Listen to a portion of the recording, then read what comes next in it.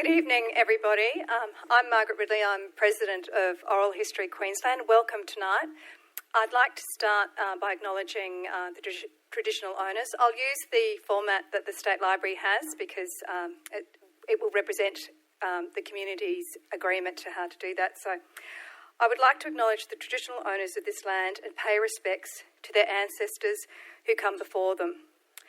The location of the State Library on Corilpa Point was historically significant, and it was an historically significant meeting place and for gathering and for sharing. We proudly continue this tradition today. I'd also like to acknowledge the Aboriginal and Torres Strait Islander peoples for their oral traditions and their long history of doing oral history. So thank you all for coming. I'd initially like to introduce our speakers. So we have Anne Mansour, who I used to try and craft more exciting ways of introducing people and sort of bringing my own life in, and I have known Anne for a long time and she's a member of our association, but I will just list the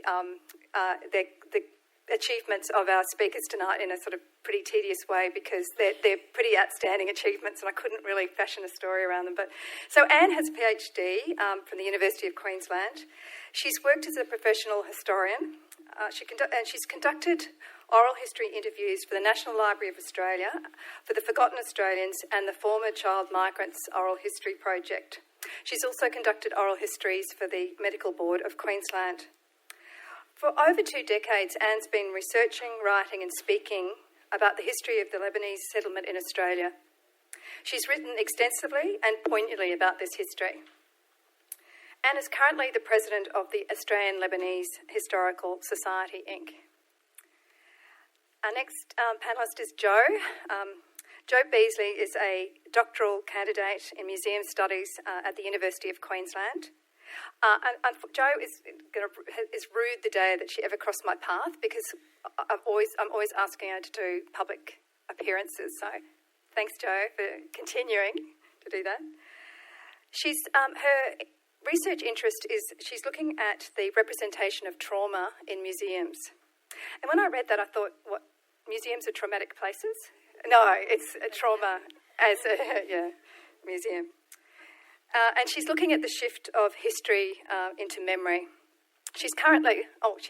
Congratulations to Jo, because she's the curator of the Coffs Harbour Museum and Art Gallery, and that's a fairly recent appointment. Jo will draw on her doctoral research and her curatorial experience in Remembering Goodna, stories from a Queensland mental hospital. Now, that was at the Museum of Brisbane several years ago, and Jo is still in contact with some of the patients and the residents of that hospital, and she's deeply passionate about those people and their stories. And at the back is Kevin Cox. Kevin is the Anti-Discrimination Commissioner, and Kevin holds a Master in Social Work, Administration and Planning from the University of Queensland. And prior to his appointment, was a prominent advocate for working for social justice and human rights issues for vulnerable people, particularly with disabilities. Kevin was made a member of the Order of Australia for his service to people with disabilities and as an advocate for the promotion and protection of individual human rights. He's also been a contributor to reform and development of disability services.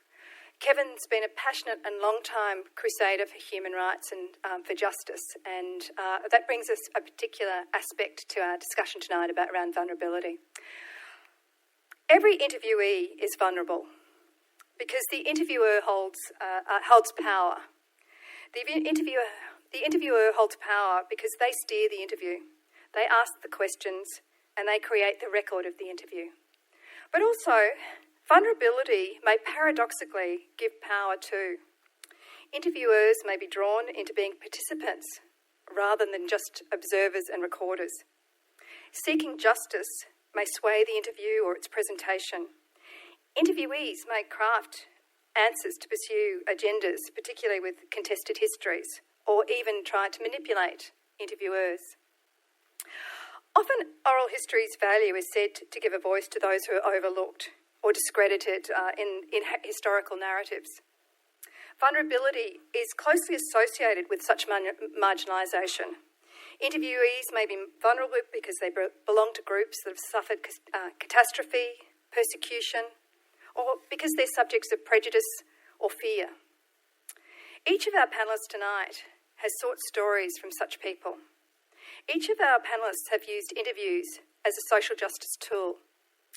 So to start the evening, I'm going to ask each of the panellists to describe their work with respect to vulnerability and the work that they continue to do in this space. Now, I'm going to ask you all to turn around. Kevin is going to start. If you would do Kevin the honour of turning around, because we couldn't get Kevin down on the stage. And I'll come up and with the mic and we'll go from there. Thank you, Margaret. I'm sorry you're going to have a sore neck at the end of the... I won't talk too long. Can you all hear me? Yep. The area of vulnerability, I like to use a schema developed by David Massey, who was a lecturer at QUT, and it's based on 5 premises in a shortcut, but I'll talk about 4.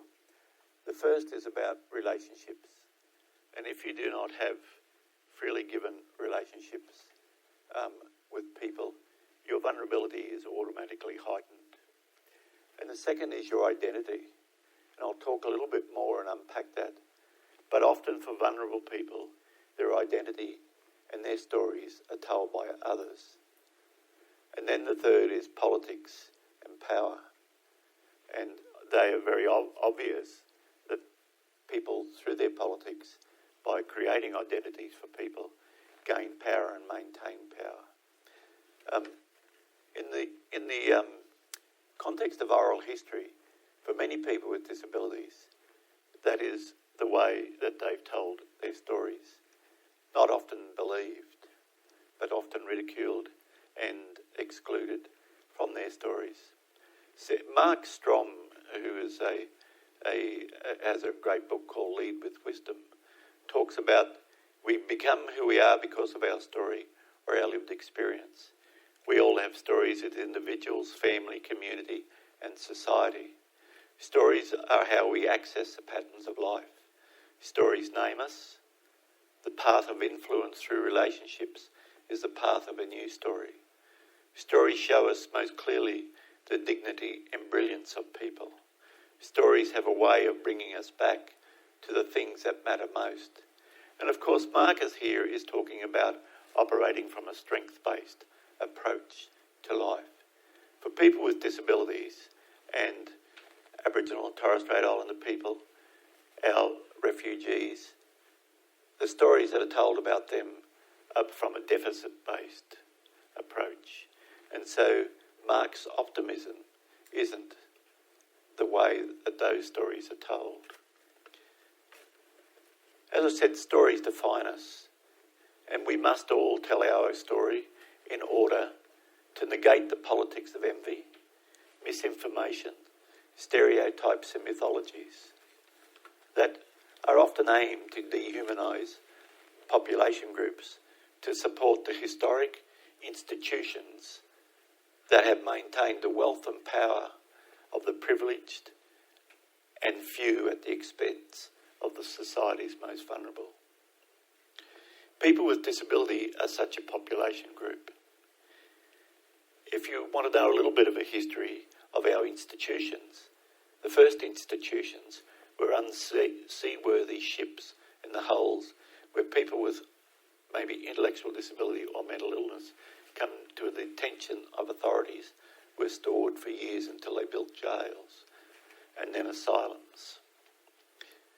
And if anybody wants to do a thesis, it may correlate with the overrepresentation of people with disabilities in the criminal justice system as offenders and victims. But I'll talk more of that.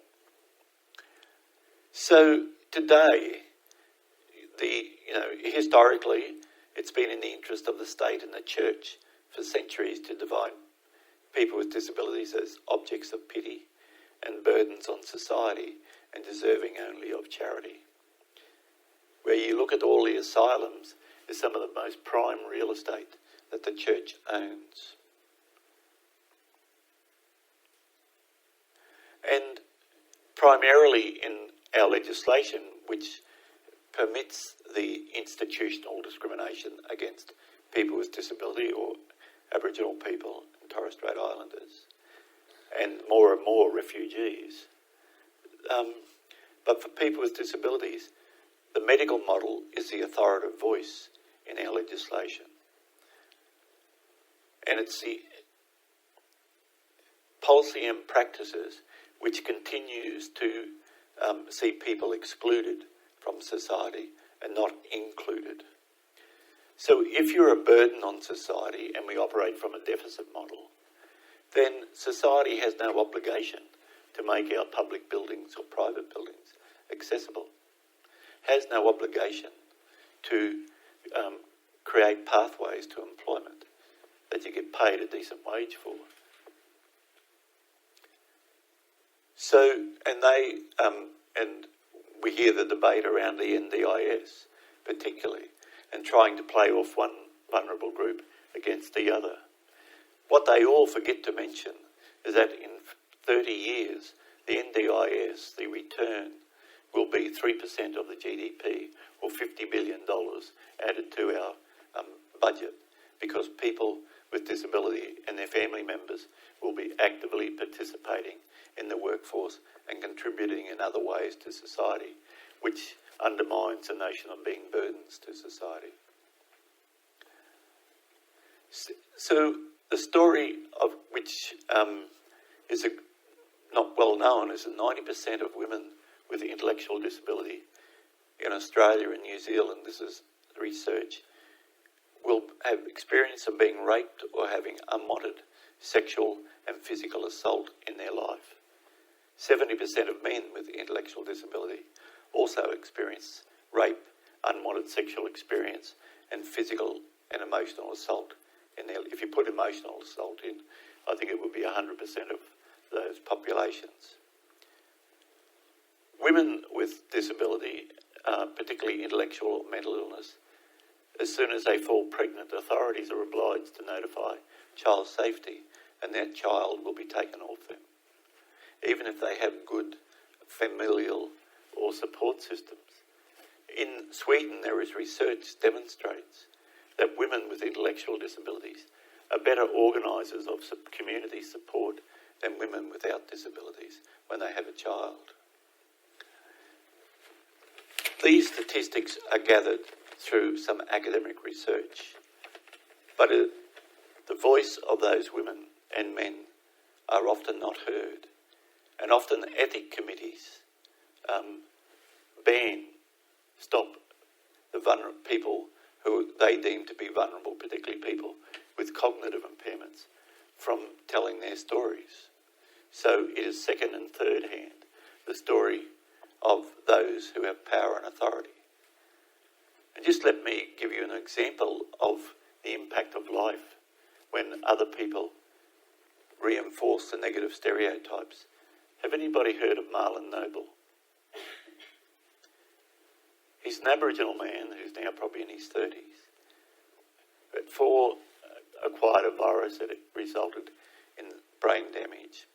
But Marlon is a very functional man. Today he rides a motorbike, he cooks, he looks after himself, and he speaks fairly well and articulately. But when he was 18, he's accused of sexually assaulting two sisters, one 11 and one 9, young other Aboriginal girls. He was found not to be fit to plead, so he was jailed for 10 years until an advocate, a friend of his mother's, met the young girls and the mother, and now they were in their late teens, early 20s, and said, "Do you know Marlon's still in jail? And it's alleged that he raped you." And they said, "Marlon never touched us." And Marlon and the mother said, "I've never heard that story and didn't know Marlon was in jail." So it took 2 years to convince the government to let him out, but he was let out on very many conditions.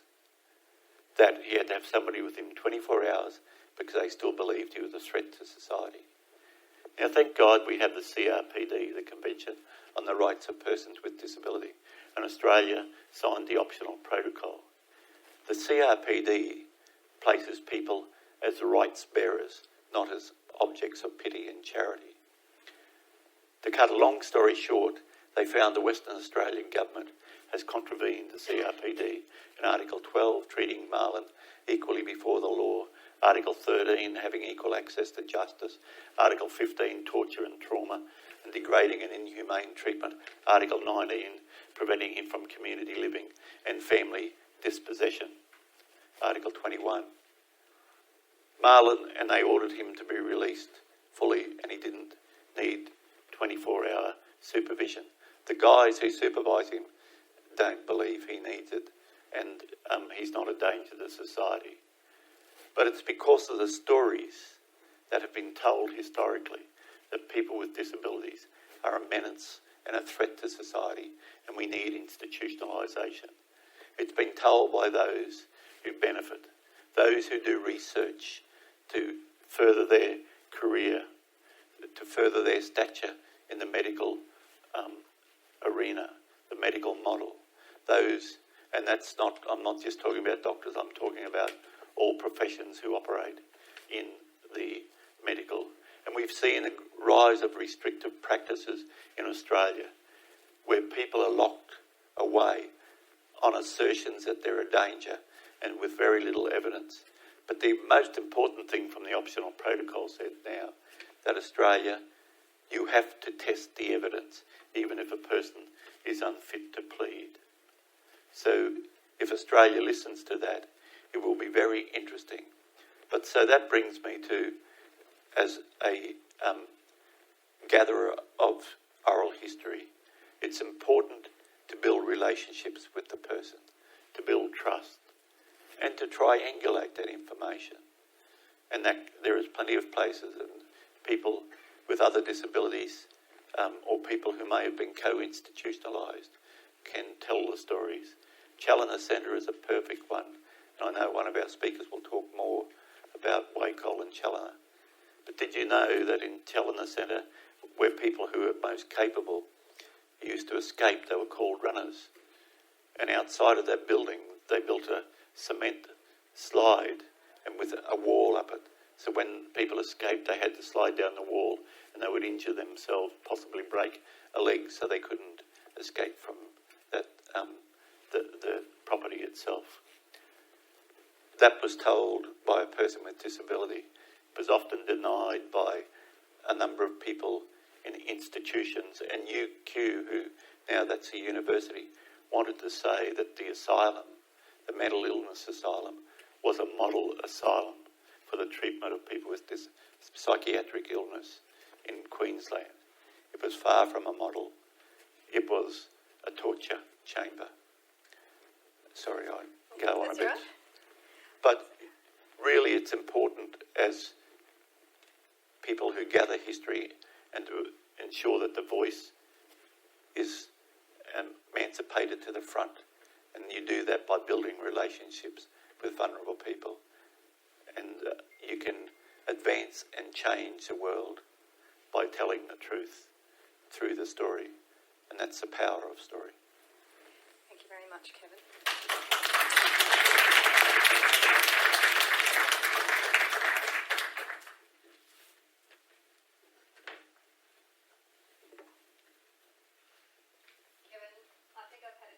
Reminder about the dynamics of power too. So this is key to this topic tonight. I think we need to keep power and its impact on the interview at the forefront of our minds. As I said, I think every interviewee is vulnerable.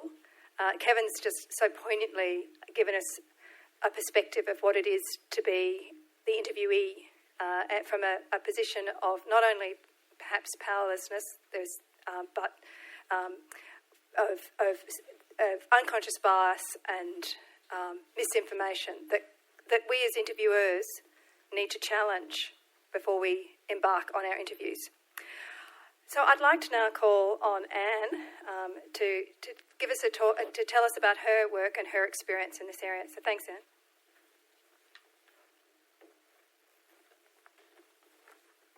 Good evening, everyone. Can you all hear me?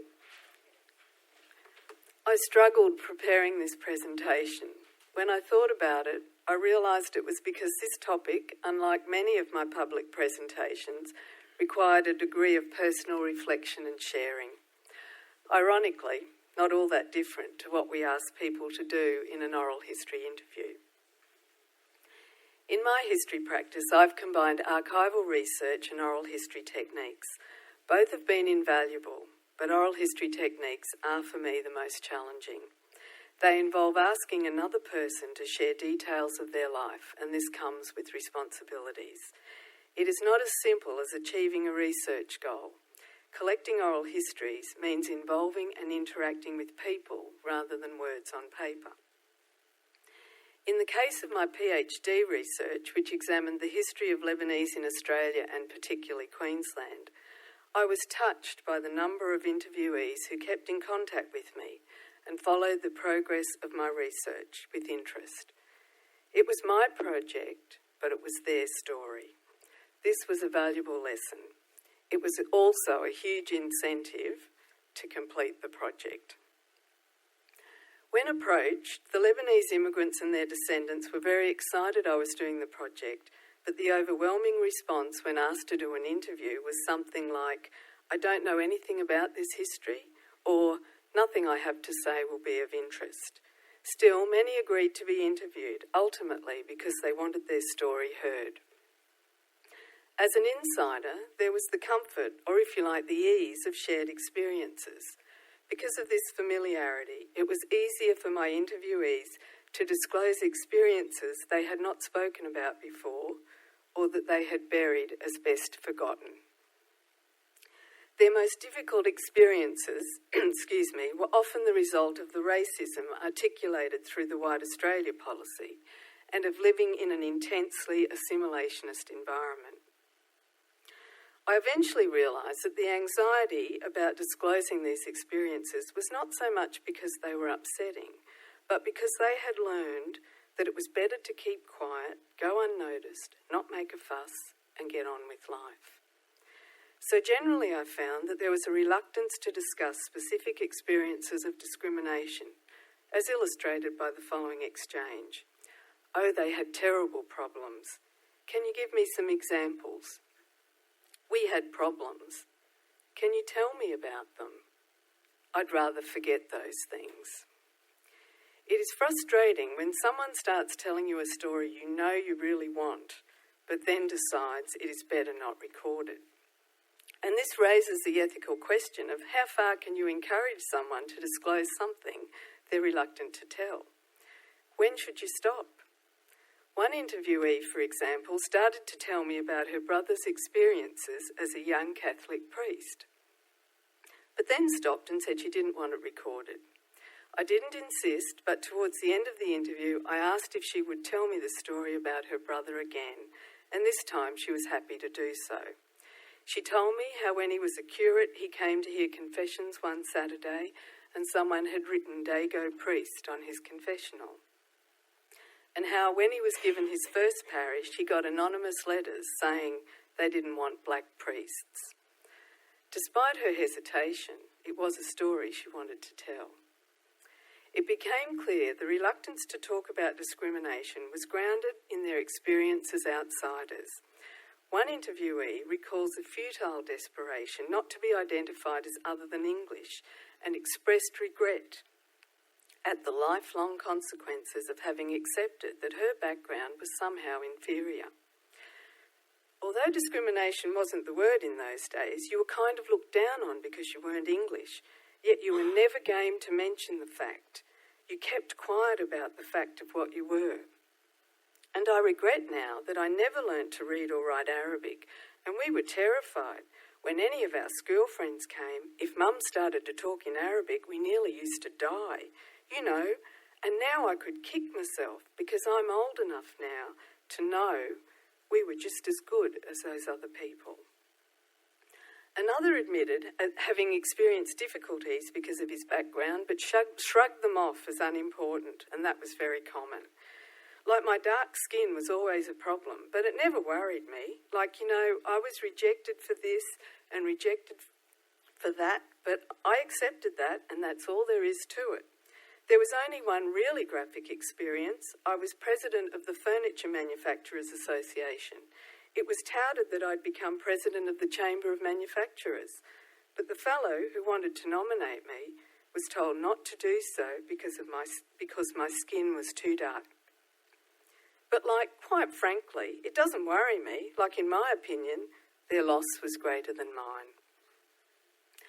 After the interviews, I would stay for a chat, and later I would send a letter of thanks and then keep the interviews in touch with my progress.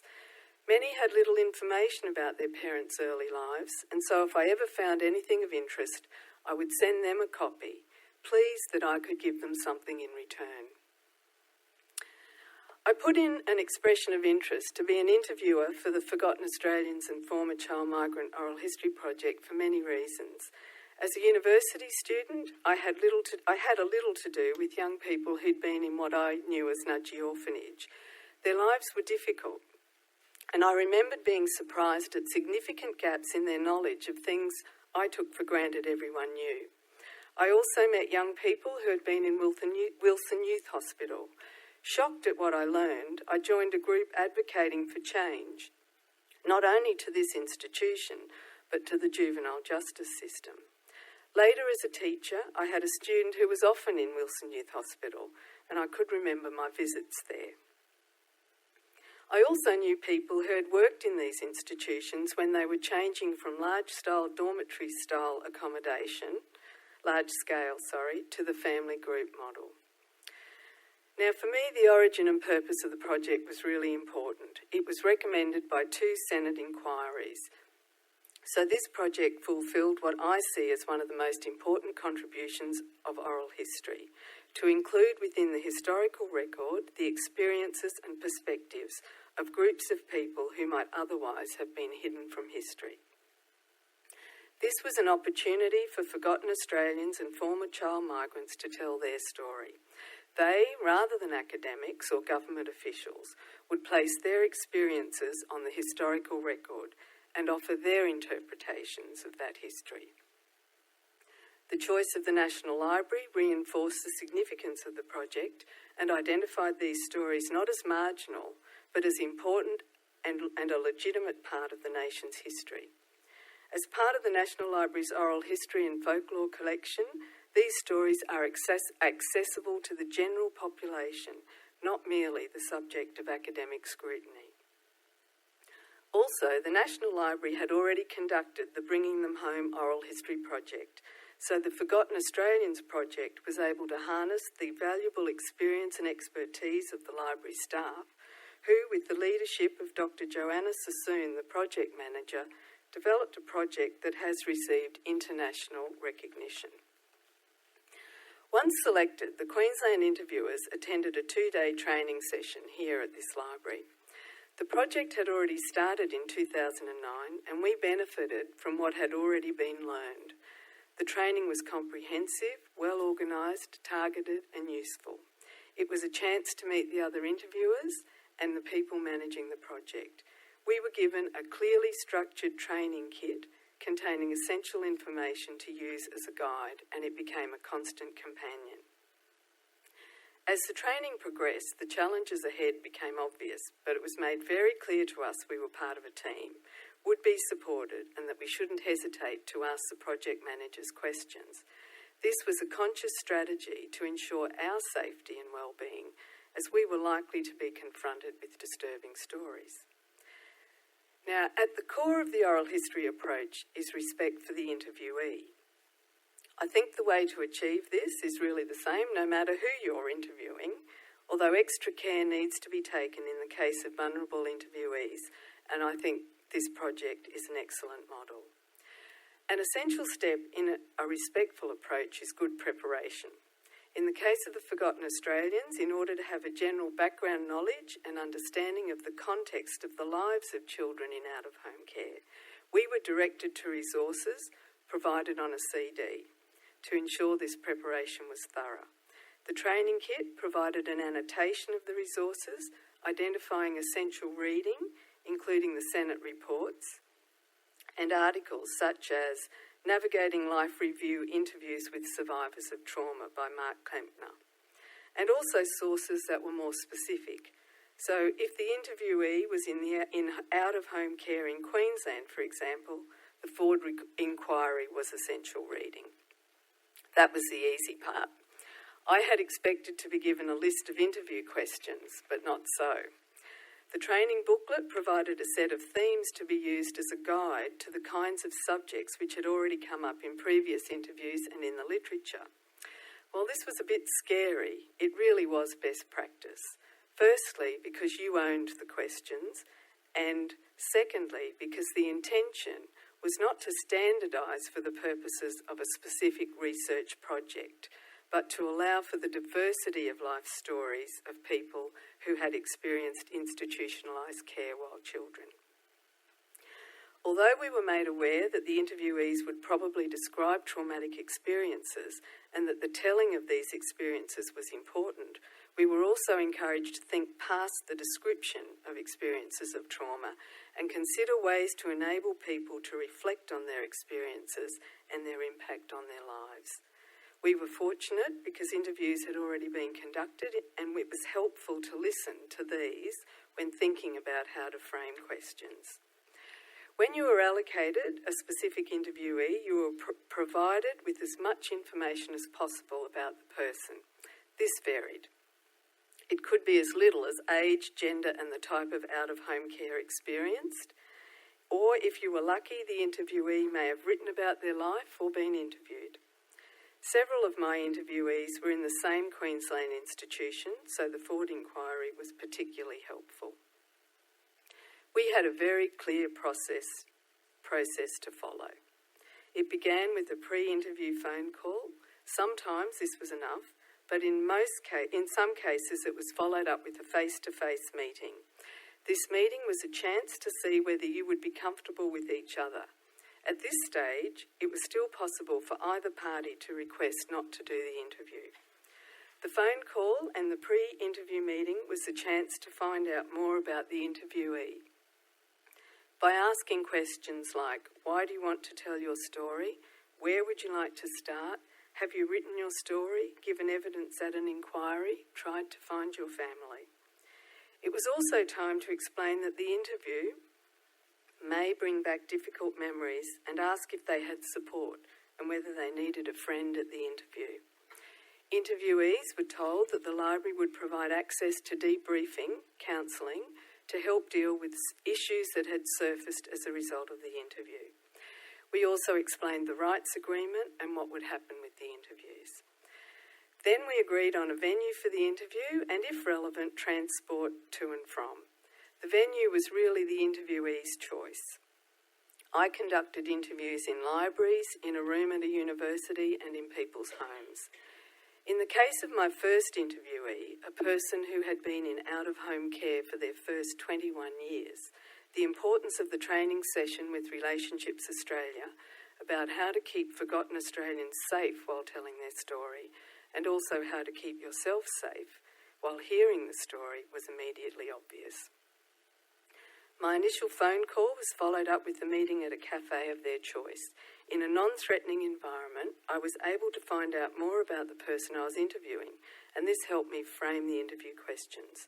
It was also a chance to see if we were going to be comfortable with each other.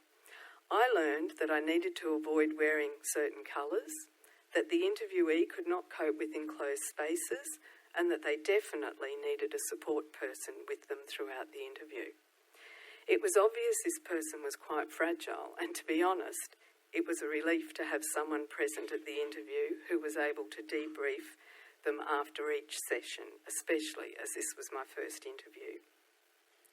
To avoid the issue of being in an enclosed space, I booked a room at Brisbane Square Library which had glass walls. Before beginning any of the interviews, I did what I could to make sure the interviewee was comfortable with the seating arrangements and with the equipment. Before starting the recording, we agreed, if something was overwhelming, to say something like, "Let's have a break now." Knowing the interview process could trigger distressing memories and cause vicarious trauma, throughout interviews, I tried to practice what we had been taught by Relationships Australia by taking notice of the interviewees' breathing patterns, eyes and their focus, body language, voice tone and pace. I listened carefully and was conscious of allowing time for the interviewee to respond and waiting to be sure they had finished what they were saying, even if they had paused. I found it very reassuring knowing that I was part of a team and that there was a process to follow that had been developed with the well-being of both the interviewee and interviewer in mind. In regards to my interviewing technique, I was very conscious of trying not to make sounds that would compromise the clarity of the recording. Ironically, in my first interview, my efforts to listen and not make sounds were initially interpreted as me being bored. So this made me really conscious that I had to find other ways to affirm the value of the story and my interest in it. Most recording sessions were done on the same day, usually with at least one break, but in a couple of cases we had multiple sessions. For example, I had 3 recording sessions with my first interviewee. At the end of the final session, we had to go through the rights agreement, not always easy, but if there were issues, we alerted the project managers and they followed up. We also reminded the interviewees of the support that was available if the interview had caused distress and the return of painful memories, and also told them they would receive a copy of the interview in about 8 weeks. I rang the interviewees within a week of the interview, and in a couple of cases, including my first interviewee, I had a post-interview meeting. The call was to check how they were and to make sure they accessed help if necessary. If there were concerns, we alerted the project managers. Conscious of the need to keep interviewers safe, the project managers also checked up on us. It was impossible not to be affected by what you heard. We were conducting whole-of-life interviews, and it was sobering to be speaking to people who often knew little about their early selves and their biological families. I knew it was important to put the interviewee at ease and listen carefully to their story, but sometimes even what seemed to be the simplest of questions was the most difficult. There were moments in every interview, often many, that were painful to tell and difficult to hear.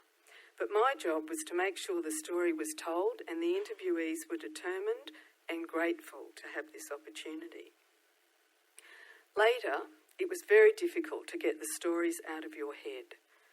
There was the temptation to take on their story, to want to soften their pain. But I had to remember that my job was to facilitate their telling of their story with respect and care.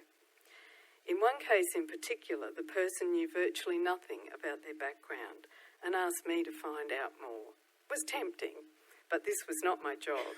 And I told them about a service that was being developed to do this, and we were eventually able to put that person in touch with Find and Connect support services. One of the goals of the project was to encourage the interviewee to go past description to reflection. This meant asking questions such as, how have your childhood experiences affected your personal relationships? Affected your identity? How do you think about yourself?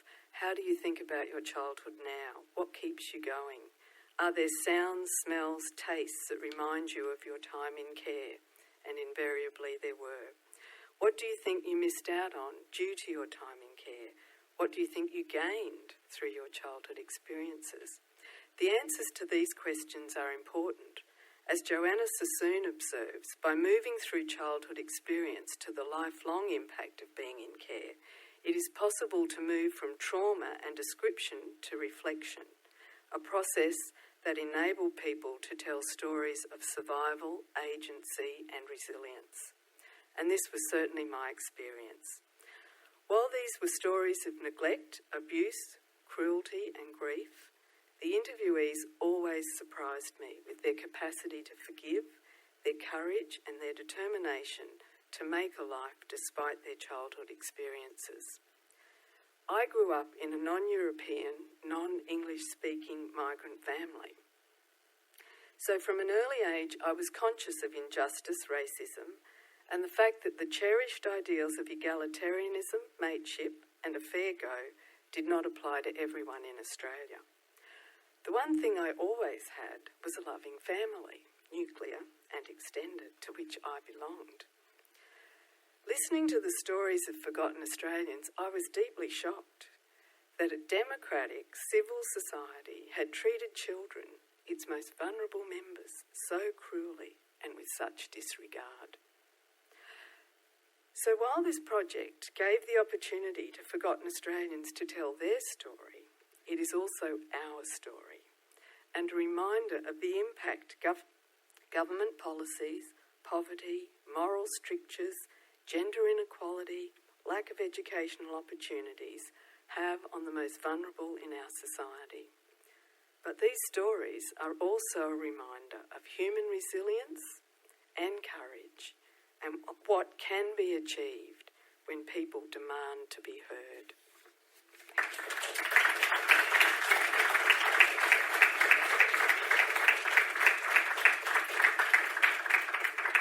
Thank you so much, Anne. Anne's beautifully rendered account of her experience as an oral historian bring that idea of justice to the fore, and as I said in our introduction, oral history is often seen as a vehicle through which justice can be achieved.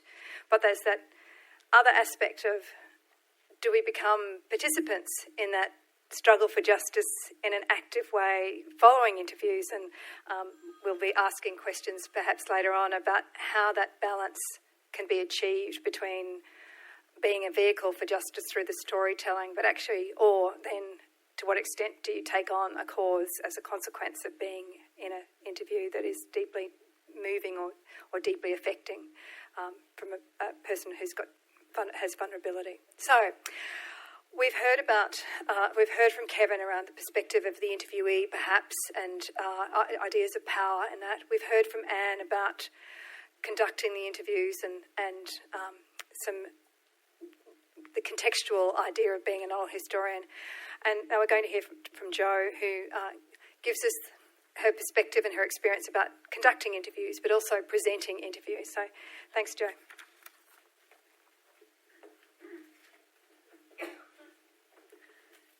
Thanks, Margaret, and thanks, Kevin, and thanks. Sorry, Anne, just pulling my pants down. It was wonderful what you both said, and you said a lot of the things I want to say, so I'll hope to not be too repetitive.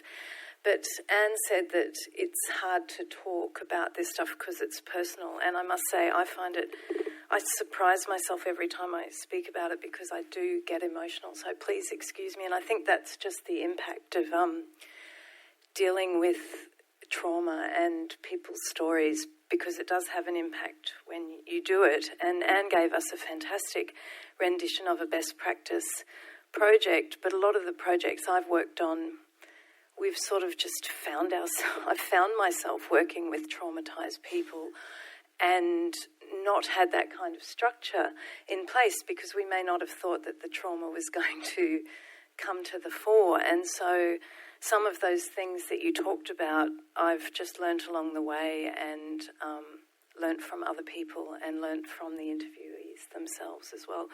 So as Margaret said, I'm coming to this as a curator, which means that, yes, I do interviews, and I've done mostly actually video interviews because I do it for the purposes of reusing it in another format, what we might call applied oral history, something that Margaret and I have spoken about. So I guess I use these interviews as a source, and that raises another whole series of ethical questions all along the way, both about how you gather that information and then how you use it in exhibitions or publications or whatever. So I've worked on a range of different projects and exhibitions that deal with what could be called difficult subject matter. As Margaret said, remembering Goodna about one of the institutions Kevin talked about, perhaps a notorious institution, also Queensland's oldest, largest, longest operating mental hospital. I've also worked with stories about organ donation from families and recipients, And I've spent a number of years working up at Cherbourg with the Ration Shed Museum up there, and there's lots of trauma in the history and the stories that people are sharing up there. And at the moment, I'm working on a project with the University of Melbourne that's actually about sexual assault and mental health. This kind of stories, personal stories that Kevin was talking about. And that, in that case, I didn't do the interviews, I'm reading the transcripts, but actually, if we think, the materials that come out of these exchanges are deeply traumatic as well. So, and they have a lasting life. So that's something I might return to. But I'm also finishing off my PhD about this question, about how museums represent trauma. So I am thinking about, I think you used the word framing, Anne, and that's how I think about it too. How do we frame up this stuff, and what sort of things do we put in place? Because when I've done this work, I've always thought about it with social justice in mind, and always thought that I'm trying to provide spaces where people can speak for themselves. But in fact, that's a rather naive view, because you never do, and you're within an institution and there's all the power differentials and all those kinds of things. So I've been thinking a lot more about those. And in fact, one of my case studies is an exhibition about forgotten Australians, the Inside exhibitions. I've also interviewed a lot of forgotten Australians and then people who worked to put on this exhibition. So I relate totally to what you talked about. But just with the academic work, I've found the terminology of testimony, and so and there's a lot of really interesting research. And if you're interested in this area, I'd urge you to follow up testimony and witnessing. And I now see testimony as exactly what people are doing when they seek to speak out in either public forums like museums, or when they choose to give an oral history interview, or, write their own story in an autobiography, whatever. And testimony is, for me, the language of trauma.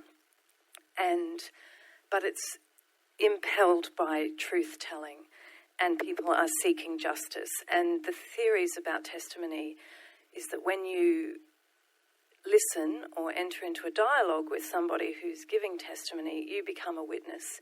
You are positioned as a witness, and that is an ethical obligation. So it's not just an interview. It's exactly as Kevin said, you form a relationship, and as Anne said, that takes time. Like, time is probably the most important thing, and in lots of circumstances, time is actually very limited and under pressure, and so that can be very problematic. But it's before, during and after that these issues of safety and support are just absolutely crucial. And I think we've heard already that vulnerability is rarely singular. It exists in packages, and it's compounding. So if you are a forgotten Australian, if you grew up in institutional care, you're likely to have not been properly educated or fed, and that has all these other repercussions. Or if you've experienced some kind of trauma, you may no longer be able to work, so you will also then experience poverty and disadvantage and other things. So that's just an issue often practically, that you just have to think about what sort of practical assistance do people need to be able to participate in what you think is this wonderful gift of coming and sharing your story in a museum or a publication or whatever. But in fact, how can you support that person? What might you need to do to enable them to participate is something you have to be quite practical about, as well as ethical. But in talking about vulnerability, I also wanted to stress that people who've been through trauma have incredible strength. They are incredible survivors.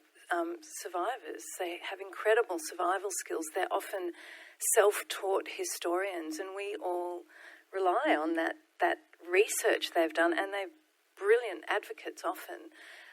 It's just about us listening, So I really want to recognise the strength and the resources that we take from people and use, and which is sometimes uncomfortable. And there was something else I wanted to say about that, but I've forgotten now. But anyway, might come back. So, yes, as I said, in my work, sometimes, yes, the subject matter is explicitly traumatic and you go into it aware of that, but sometimes it does just come up. And you might be talking about something like, I did an exhibition about the history of skateboarding, and some of the people I work with became really upset remembering, drug overdoses of friends and things like this. You could talk to people about war, which is something that we've been immersed in for years. There's a lot of trauma in some of these topics. And it's a very common reaction to try to banish this from your consciousness. So what we're doing when we invite people to speak about that is to bring it back out, as Anne said. So there is a real risk of re-traumatisation. And I can't say that enough. It is totally real, and you have to be aware. And the doctors I'm working with at the moment call this trauma-informed practice. So you have to have a good understanding of the effects of trauma if you're going to work with people. And I guess one of the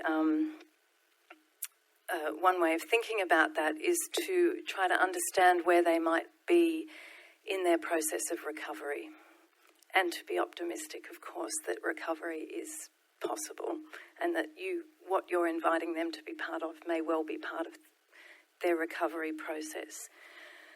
But recovery has certain stages, and here I rely a lot on the work of Judith Herman, who is a psychiatrist. So she practices, she's American, practices with traumatised people, but she's also written a book called Trauma and Recovery. It's 1992, I think it was published, but it's still incredibly relevant book. And she recognises recovery as occurring at 3 stages. And the first fundamental step is breaking the silence and speaking out about your trauma. But that first stage and doing that, the first stage is about establishing safety. And that's if somebody can't talk about their trauma without being re-traumatised, then it's not safe yet. And that can be a very long-term project. And I would suggest that if somebody's at that stage, it's not the right context for a heritage project or a history project. It's still very much a therapeutic project. So, and you can offer all the support, but if that's still the case, I don't think it's a good idea. But the second stage of recovery is remembrance and mourning. And again, that's about telling your story and coming to understand your story, and perhaps finding new meanings for your story, and perhaps recrafting your story because you do it in dialogue with someone that may help you to find new meanings for things, so that you may no longer be a victim, but you may move on to see yourself as a survivor, and then with time a social agent. So, and I just sort of want to say that when you do an interview of whatever sort, it's not like it's some kind of spontaneous thing. The person is coming completely conscious. They have prepared themselves, possibly for years, They have thought about what they're going to say. They're constantly framing and reframing and telling and retelling their story. Their story is their currency, for want of a better word. And when I've done work with Forgotten Australians, I got really overwhelmed by the stories, and in fact I was trying to talk to them more about, so what was it like when your story was in the museum? I don't actually need to hear your story because I know that's difficult, and that's not what I'm about. My research is about what was it like to tell it in a museum, and most of them couldn't really talk to me about that. They just couldn't get past telling their story because that's what they've got. And there's sort of a whole was going to say industry, and that sounds really cynical, and I don't mean it to be, but there's actually, you have to tell your story to get the things you need, you know, whether it's dental work or housing or whatever. So, of course, you're going to keep telling your story. Yeah. And for some people, there's a degree of traumatic repetition in there, you know, so you have to be aware of that as well. But the remembrance and mourning can be incredibly positive as well, particularly when there's some degree of communal mourning, which has happened in exhibitions. I think exhibitions take on that role where you can. It's a shared commemoration of something that's happened, even if it's something really difficult. But Herman's third stage is reconnection with ordinary life. So that's the aim of it all. It's about, you know, getting back to feeling like you're a part of the community, and that you're more than your trauma story, and that you're a social agent, as I said, with all sorts of valuable skills and abilities.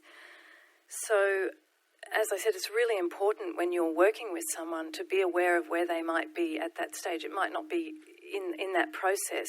They may not use that language, you know, but most people will have had, you know, I think if they're offering to do an oral history interview or take part in a museum exhibition, then they should be somewhere along that journey, and it's certainly something you should talk about. And as Anne said, have very, very straightforward strategies for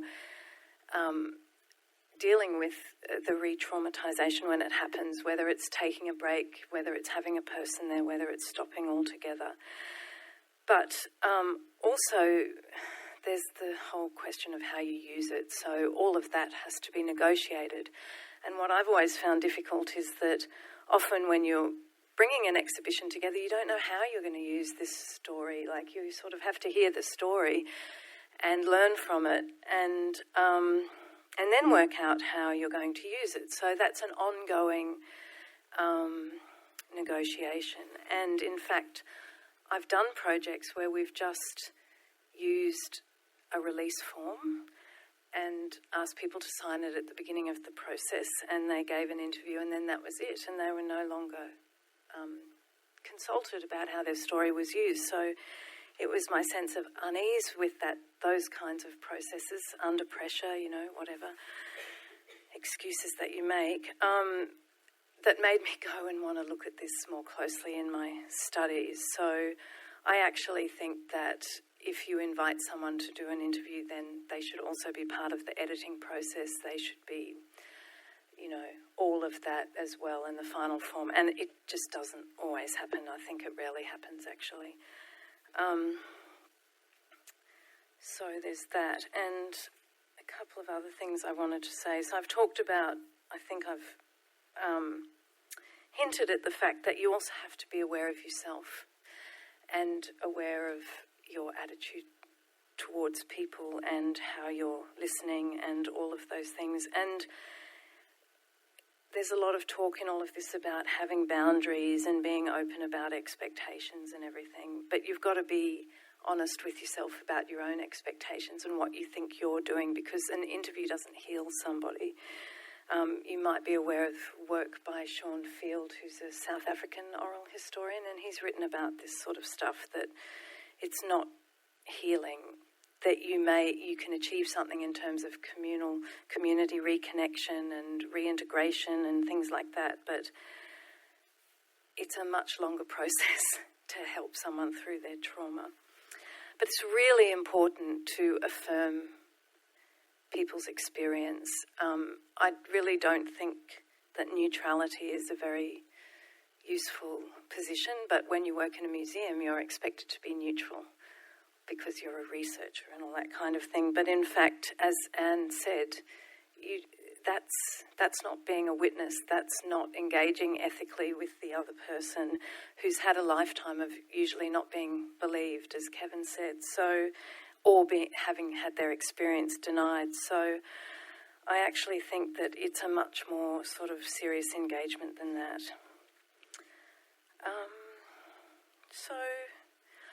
And then I guess the last thing I might just, because we're going to have a discussion, because it's all about empowering the person, I think, in telling their story. But it's really important that you do some research and you know the social, political context of this history that you're inviting people to give their lived experience, their personal version, their lived experience of, because triangulate it as you go, as Kevin said, with other people, other information, and all of that kind of thing. Because sometimes the danger with testimony and turning everything into a personal narrative or everything appearing as a personal story is that the politics can go out of it all together, because it just becomes this sort of thing about the grief and the trauma. But in fact, these things happened within systems that were supported by our society, by often, I mean, all my case studies, if there's a perpetrator in them, it's the state, it's people in mental hospitals, Aboriginal reserves, and church and state-run institutions. So there was nothing accidental about this. And so you've got to have a social and political critique, I believe, when you're listening to these stories and then when you're presenting them, because if you personalise it, well, you may as well be on Oprah Winfrey, really. So I might leave it there.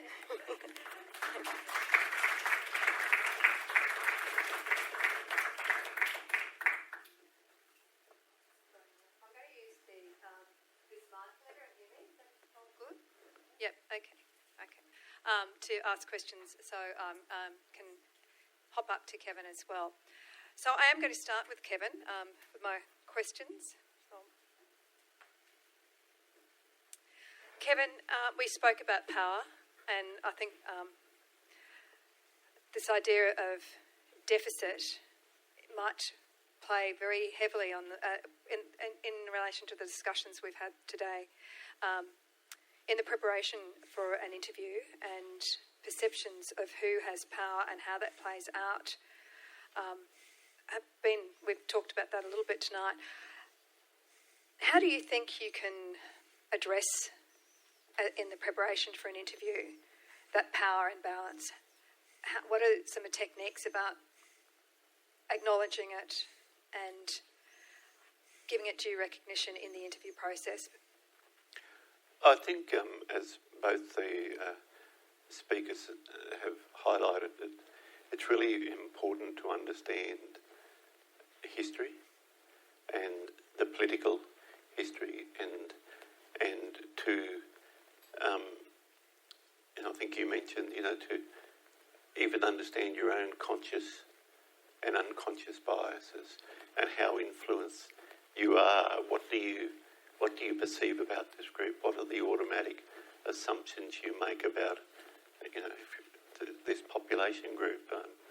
And where have those come from? So it's really important, I think, to really orientate yourself and challenge yourself about the assumptions that you may be making about the certain group, about the whole political situation, and I think it's important in understanding that, and you may do that by in disability. You may not find a lot of literature out there to support that, but you may do that by talking to people who are advocates or sometimes family members, but not always family members will be able to fulfill the full story, because they've also been sometimes duped or coerced into being part of the rejection, the systematic rejection and institutionalisation of people. And so it's about understanding the whole notion of rejection and the social nuances around that, because when we talk about vulnerable people,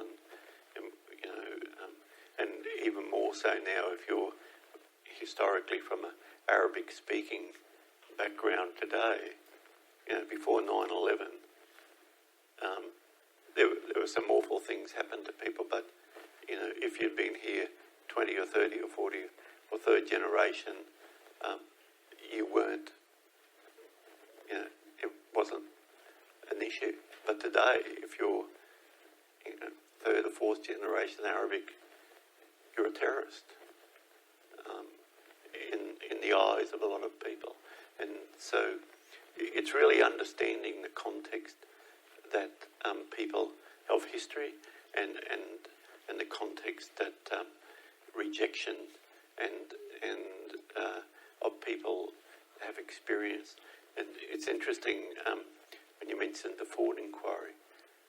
I was working for QAI and advocated strongly that children with disabilities were included in that inquiry, but they weren't, because there was a whole other history and story that government didn't want to open Pandora's box on, and they justified it because they had a Basil Stafford inquiry. And so it's really important to know your history. Thanks, Kevin.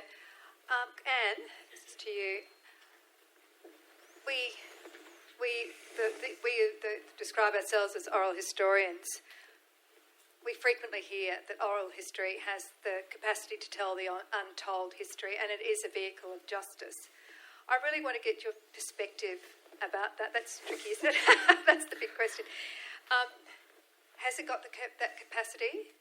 And to what extent, as the interviewer, you touched on it a bit.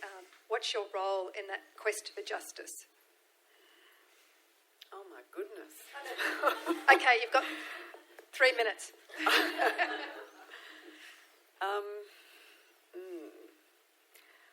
Well, I think the first thing it does is tell a story that may not have been told and from a different perspective. I think in the case of the Forgotten Australia, of the projects that the National Library has done, I think they've been done in a way that has attempted to get the broadest perspective possible. So I know with Forgotten Australians that there was a determination to also interview people who worked in the institutions and advocates, and I interviewed a politician who'd been on the Senate inquiry, because the goal was that that information would then be there for other people to access. And I think that's really important. The goal wasn't just to tell traumatic stories. It was much broader than that. And if I just think about it myself, one of the things that I learnt was, my goodness, what a difference the Labor government, the Whitlam Labor government, made to Australian society. It changed the whole story. It was really the beginning of the end of the big institutions, because we changed our moral strictures on single parents, on women who'd been deserted. We looked at things like childcare.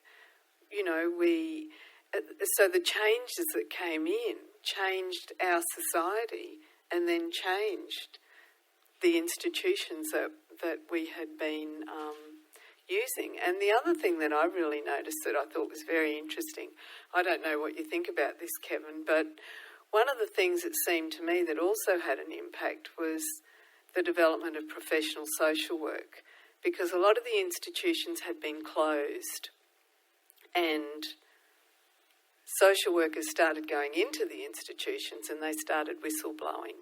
They started saying, hey, hang on, this is terrible what's happening here. And they may not in the immediate sense have gotten change, but they were opening up, it was the opening up of the institution so we could see what was happening. And that's very important. So in the immediate sense, the oral history interview may not lead to an immediate outcome. For the individual person, it gives them the opportunity to tell their story and have their story heard. But if they're done well, I think they have the potential to be there on the historical record, and other people can use them, that information then, to look at our society and to look at what changes, we need to make. Because the other thing that I'm really conscious of, and this is a good forum to have a say, is outsourcing. It was quite obvious. The institution that I was looking at was a Catholic institution. Now, these children were wards of the state, but their care had been outsourced to someone else. And what have we done in Australia in the last 10, 15, 20 years? We've outsourced everything. The state no longer looks after, so many things. We've given those jobs to charitable organisations, the same organisations that are in trouble over what they were doing 50 years ago, often. So I think as a society we need to think about that. Just how careful, because some of the things that happened and it was all to do with money as well. So we tried to look after children with the least expense. So children were often hungry, poorly clothed, not given the education they needed because we didn't want to spend the money. And really, isn't that what we're looking at now?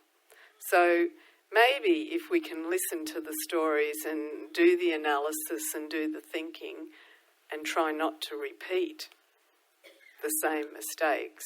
It's wishful thinking. It's hoping that history does have some impact if we actually look at it and take it seriously. I don't know if that's answered your question. Joe. Opening their gates to refugees is because of their shame of their history and the recording of that history.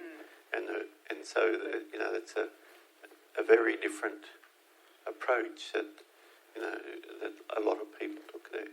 And I think that's it. It's taken however many years after all those atrocious atrocities, but it's had an impact. But in Germany, there's actually a government policy, there's a German word that means facing the past, or I can't quite remember the word, but there's a government department that does this stuff. It's incredible. It's so different. Yeah. And actually, a lot of the people I interviewed Coming to terms with the past. Sorry. Yeah, at the end of the interview, what they said they really wanted was that no children in Australia would have to go through what they had gone through, and that was why they wanted their story heard.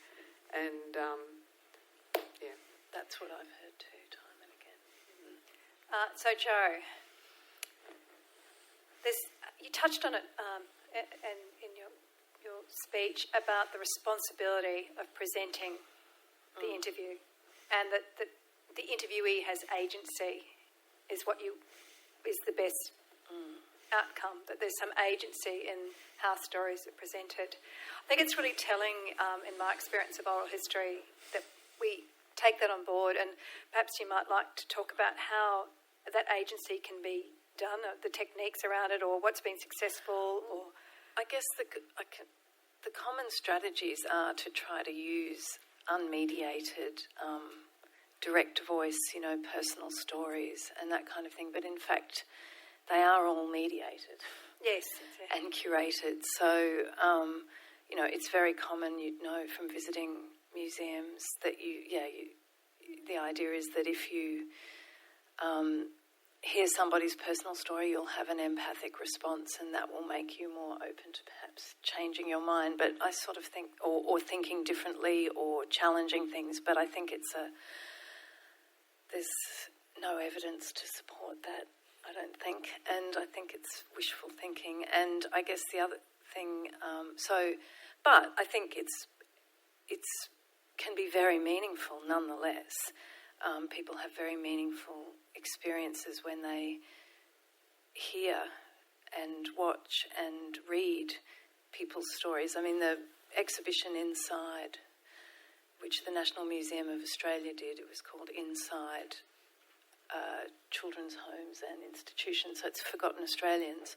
All the text is in the first person, so it's all the voices of forgotten Australians, and it's presented in handwritten fonts, and it was really striking and had a lot of impact, and partly came from the curator's idea that graffiti is the voice is the way that the voiceless speak. But that's all it was. There was like one explanatory, because they had a very strong view that it was time to let the forgotten Australians speak for themselves. But there was very little, there was one contextual panel of information, and I took uni students there, master's students, some of whom thought the exhibition was about the stolen generations. Anyway, you asked me about... So those are the main techniques, but I think what my research has shown is that it's all very circumscribed by the institutions, because the institutions have multiple responsibilities, not just, and this is the difficulty, not just to the people who are telling their stories, but to their audiences. Like, they're not in the business of traumatising their visitors, so you have to balance this as well, and so it becomes very difficult when someone speaks out because they're looking for justice, and then the museum has to think, well, I don't want to, we've got to be careful, and we're in partnership with Queensland Health or whatever. So then I've gone back and spoken to the informants years later, and at the time they said, oh, it was so good, there's a lot of catharsis, and it was really, I felt like I was speaking directly to the community, but then a few years on, it's like, well, nothing's changed. And so all of our expectations were probably wrong. I don't know if I'm answering your question. No, and it touches on that. We've talked about justice many times tonight. So, Anne, open to questions. All right. A couple of more questions. All right. Okay. I think I'm going to go to Anne again. Sorry, Anne. No. You've spoken a little bit about the 10 tacks of the interview, the glass walls. That was one interview. Were there other techniques that you used? And actually, what I really wanted to talk about was deep listening too, which is key I think in this area, that it's deep listening. Well, what does that look like? It's in the literature. It's mentioned in the literature. And how do you achieve it? And so there we go. I'll leave it. Anyone dive in.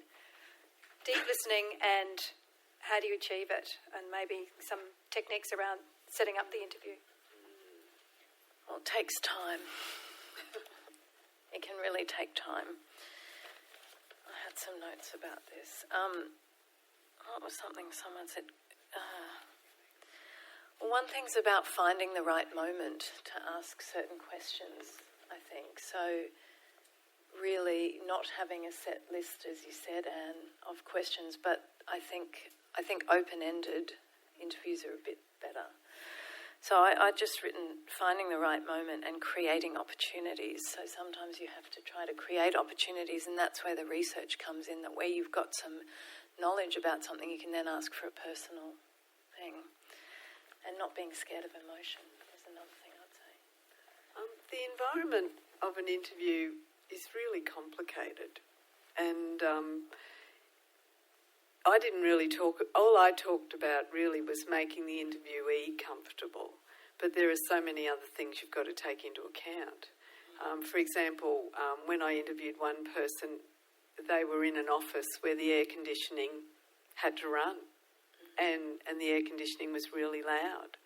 So, I had phone calls backwards and forwards to the National Library sound person about what can I do about this, So one person who wanted me to interview them at home wanted to do it in his sort of study, but his study had a refrigerator in it, So there's so many things you've got to take into account. There's making sure you're comfortable with the equipment, so you're not looking really nervous, and they're a bit nervous then because you don't look confident, and there's all those things. So there's the environment, there's the equipment, there's putting people at ease. Generally, I just ran with what people decided they were comfortable with, and that's what you had to do. yeah. So, Anne, if you had a particularly horrific moment in the interview, how do you maintain that listening as a historian, I guess, as opposed to an active participant in the horror or the... I think I was much more experienced by the time I got to the Forgotten Australian interviews. I spoke less, if that makes sense. So I was doing more listening than speaking. With my Lebanese descendants and immigrants, I was probably more actively participating in the interview.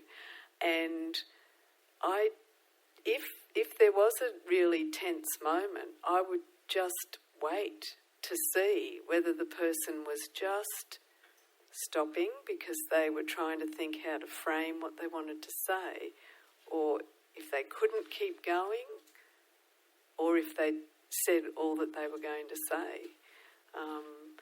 Sometimes the tricky moments came afterwards when one of the interviewees I interviewed basically said he had a whole lot of problems with women, and that was just not something that had come up in anything he'd told the library. And luckily I'd managed the interview and it had sort of gone along okay, but maybe it would have been a different interview for him if it had been a male interviewer. And you can't always account for those things. So, yeah. I'm going to go back up to Kevin. Kevin, any strategies around interviewing people with disabilities that...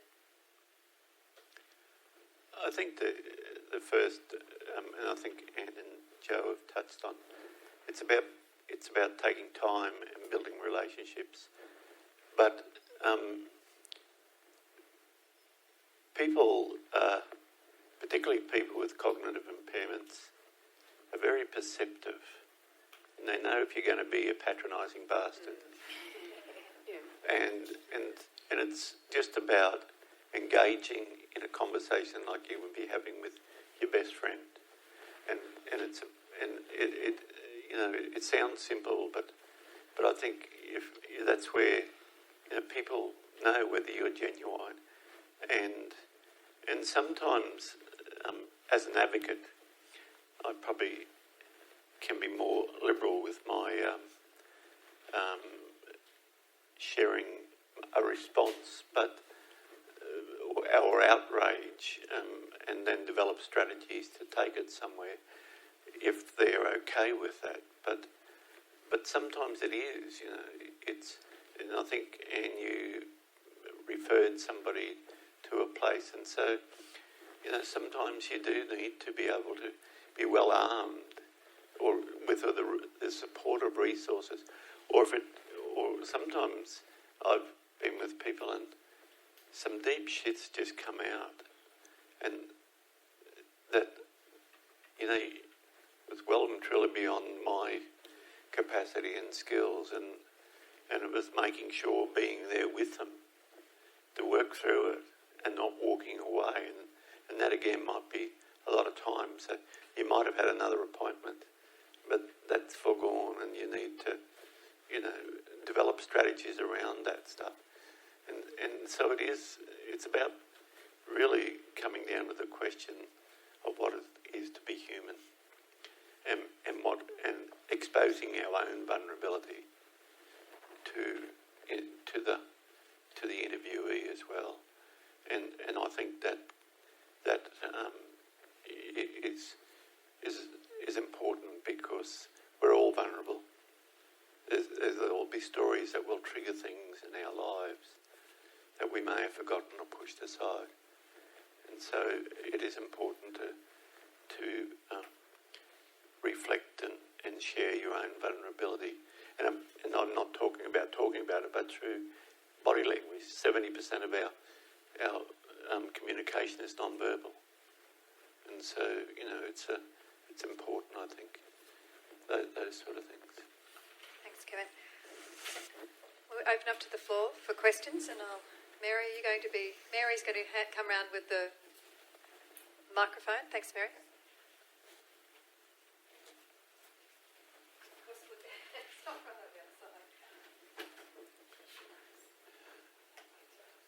I just wanted to go straight away because Kevin was, I thought it might lead well, but if anyone wants to respond, about body language and picking up from what you're talking about with transference. I was wondering if you guys would share if you believe that, especially from a psychological researchy perspective. You mean transference of that you're taking on the emotions of what you're discussing? Is that the term? I'm sorry if I got it wrong. Well, some people do talk about vicarious trauma, and I don't think it's trauma, personally. I think it's deeply upsetting and it's really emotional, but I don't think it's fair to... It's not the same thing to... but it's certainly something you have to guard against thinking that you're sharing the trauma.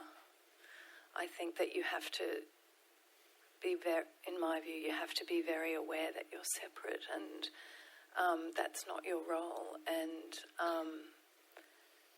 that, yes, you may be upset, and I completely agree with what Kevin said about you just being human and exposing your own vulnerability, but you don't want the whole situation to fall apart as well. So there also has to be, as I said, that optimism that you're going to get through it. And so, I'm just very wary of the vicarious trauma idea.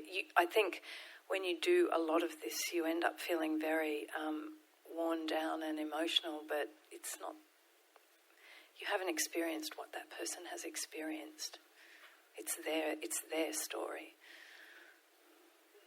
And sometimes a strategy is to have somebody, particularly if you're co-researching, or have somebody where you can go and really clarify that point. I think, Joe, you're making, because sometimes I go and lock myself in the room and have a cathartic release. Exactly. Because that was needed, but it wouldn't be a private cathartic release because you're going to have impacts upon your fellow workers by having a public cathartic release. But they're strategies that I think you learn over time, and each person will be individual depending upon how. But I think you need to be very conscious, as Joe said, that you don't become the victim. But you do have to be honest about the impact it has on you. Yes. If you think that you're just going to be really tough and it's not going to affect you. I didn't have any problems in the interviews. I didn't find it difficult to maintain, the process and keep going. I think the really hard time is after, and that's where you've just got to work out strategies of how you're going to deal with it. And in the case of the Forgotten Australians, you couldn't go around and talk to anybody about it because it was all covered by release forms. It was confidential. It wasn't your story to go and tell. So you had to work out strategies. And that's why I think the way they set the project up and told us that, it was fine to talk to the project managers if you needed to, and here was a professional counsellor if you needed it. That was really important because you've got to think about confidentiality and respect for the interviewee as well. Questions? More questions? I've got one down the front. Okay.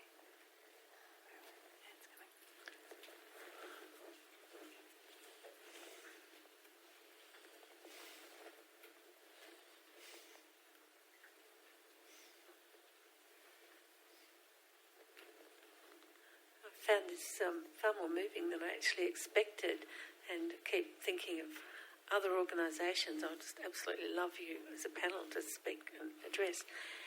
I'm just very aware at the moment that the Queensland Parliament is dealing with abortion law reform, and I was very interested in the degree to which safety kept cropping up in what you were saying, that and it does sound as if what you heard from people was that their journey through life they had really searched and found ways to find safety, tell their stories, recover.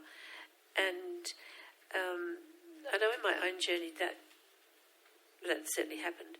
And looking back over a long life, the only area I've never found safety to tell that stories are about abortion.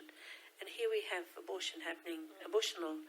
I'm just wondering how you actually get oral history collections onto the agenda, because it would seem like this would actually be a good topic, collecting women's stories in this area currently. Well, it's an interesting point you raise, and after the Senate inquiry to the Forgotten Australians, and so both the exhibition and the Oral History Project were funded as a result of Kevin Rudd's apology and the Senate inquiry. So, but there was decades of advocacy to get that far. But after that, they did.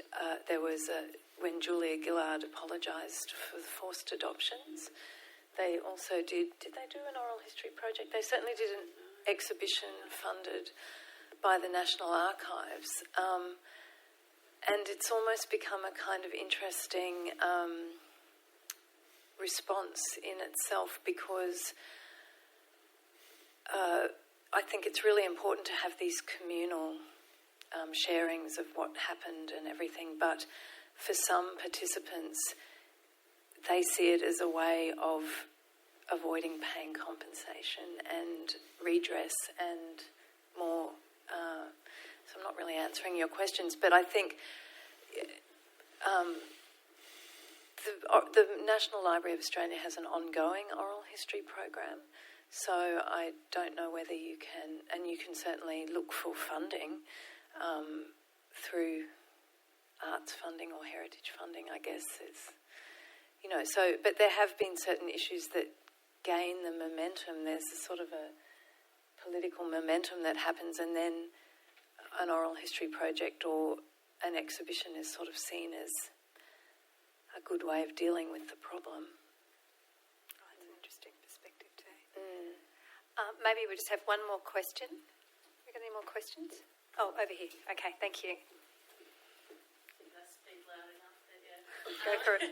Yeah, just a more practical sort of question. I was wondering what type of sort of sound recording equipment you found most appropriate to these types of interviews, and also if you've offered the interviewee any opportunity to kind of control the recording during the interview to make it kind of feel more comfortable for them, perhaps. I think that's for you. Yeah. Well, if you're working for the National Library, they send you their machine, and they're great. When I do my own interviews now, I use a Zoom recorder because that's what I can afford. And but when I started, they were still audio tapes, so things have gotten way better. And the Oral History Association does a lot of stuff on the on recording, what to use, and the techniques. How do you mean people control the interview? I guess I was wondering, sort of during the interview, if they're starting to sort of feel like they want to discuss whether the next bit goes on the record or not, whether they're allowed to kind of pause it and say, can we just talk about this? Well, that's why when you start, you should say, let's agree that if you want to stop, you do that, or you say, could I have a break now? Or, you have to do that. I mean, people will ask to stop for a range of reasons, But the Oral History Association too has run workshops using iPads to do recording, and they can be sufficient archival quality for lodging in collections. And iPhones? Yeah. Well, we haven't done anything using an iPhone yet, so I don't know any of our members have been using iPhones. But they can get sufficiently good quality recordings with at least. I mean, I guess the iPad and the iPhone must be Similar, pretty equivalent. And in my area, digital storytelling is certainly a way that's seen to be more controlled by the person, in that you can work with the sort of raw materials of a story, if you like, be it audio, visual, and then materials like historical photographs or whatever, and there are certain, and then to create a digital story that you're happy with. So, yeah, that can be a very user-controlled process. All right, I think one more. We've got time for one more. Quick. Anything? No one's game to. Okay. I assume there's a position of safety up here, isn't it? The lectern. I indeed, too, didn't realise how poignant and deeply moving tonight would be. So I think we've been very fortunate to have such amazing panellists tonight, and who've been so generous in the way they've spoken about their projects and their ideas of justice and power. So I'd like you to thank all our panellists with me. Thank you.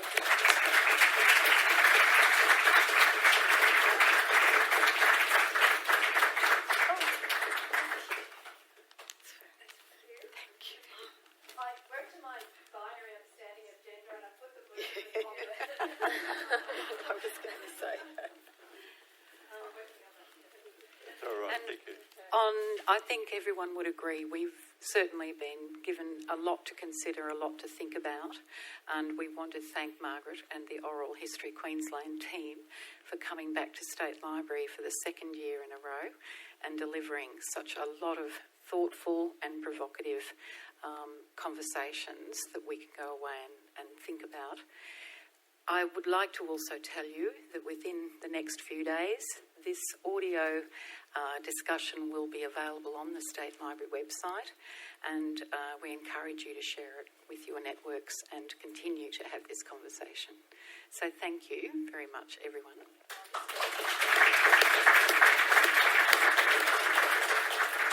So Suzanne at the back would never forgive me if I didn't mention that she has put cards outside that give you details of the Oral History Conference, the national conference will be held in September.